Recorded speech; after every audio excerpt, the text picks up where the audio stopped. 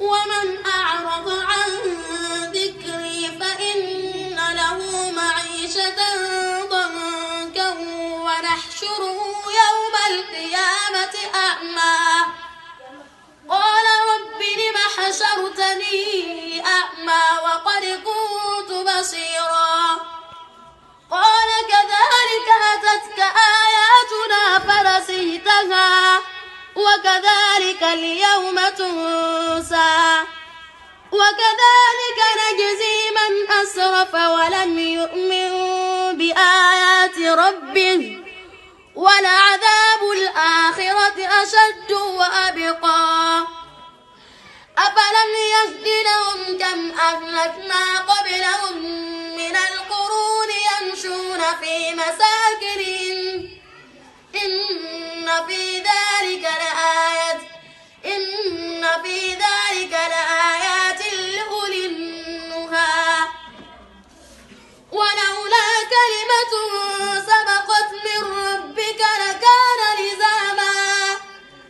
لكان لزاما وأجل مسمى فاصبر على ما يقولون وسبح بحمد ربك قبل طلوع الشمس وقبل غروبها ومن آناء الليل فسبح وأطراف النهار لعلك ترضى ولا تمدن عينيك إلى ما متعنا به أزواجا منهم زهرة الحياة الدنيا لنفتنهم فيه ورزق ربك خير وأبقى وأمر أهلك بالصلاة واصطبر عليها لا نسألك رزقا نحن نرزقك والعاقبة للتقوى وقالوا لولا يأتينا بآية من ربه أولم تأتهم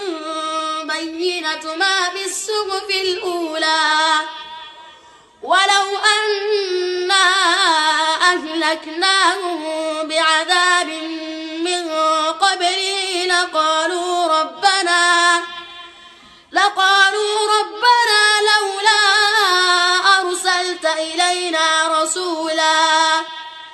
لولا أرسلت إلينا رسولا فنتبع